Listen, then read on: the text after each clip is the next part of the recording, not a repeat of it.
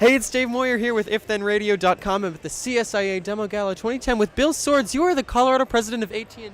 Yes, sir, I am. And also Sandra from... Sandra Solin, Capital Solutions. All right, and you guys are here. We just wrapped up the gubernatorial forum. That is a really long word, but we finally did it.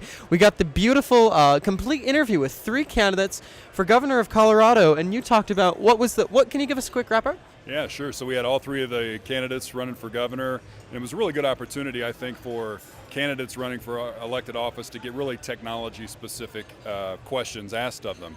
And I think the 900 people or so here are all entrepreneurs and technology enthusiasts, and they want to hear these candidates running for office and what their positions on technology are. So it was a really neat opportunity this morning. It's becoming a huge issue in the campaign now. Tech is not just for the geeks anymore. It's really getting into every single person's lifestyle.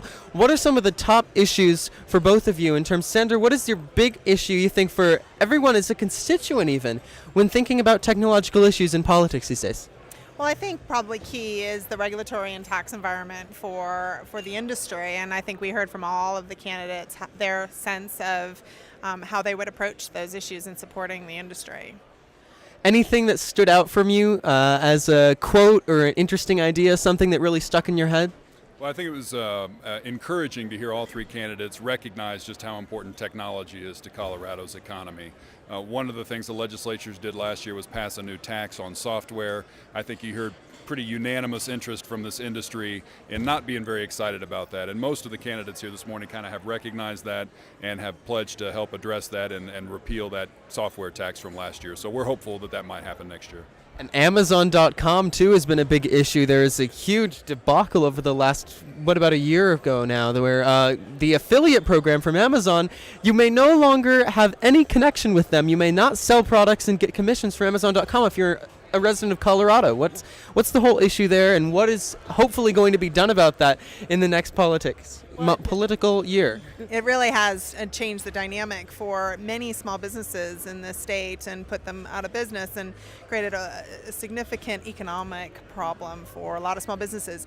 There's a lot of conversation about what we do about that, and the industry certainly would love to see the repeal of that, and I know that they're marching forward in that regard.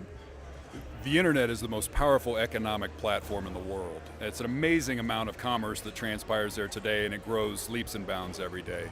And I think what that software tax and the Amazon.com bill speaks to is that, the internet is limitless, and it knows no geographic or political boundaries. And when a state steps forward and starts passing regulations or taxes on technology companies, it's very easy for those companies to locate elsewhere. And we've seen a result of Amazon kind of pulling out all of their affiliate agreements here in Colorado has hurt Colorado businesses, it's hurt commerce in Colorado. So we think it's important to continue to recognize the power of the internet and the importance of broadband deployment. And sounds like we got a good response from the candidates about that this morning. Yeah, for sure, everyone seemed to have a great stance on that. Now, education, one last issue from me. What do we need to do in terms of education and actually pushing technology for young people too? Because we're currently trying to teach kids for industries and jobs that haven't even been created yet. What do we need to be working on in terms of technology and education? Well, I think the connection between this industry and education, K-12 all the way through higher ed, is really, really important. I was really pleased to hear the comments made by the candidates, particularly Tom Tancredo, about the way in which technology can both enhance the educational experience and the level of learning in addition to just teaching them about technology. So critically important in the state.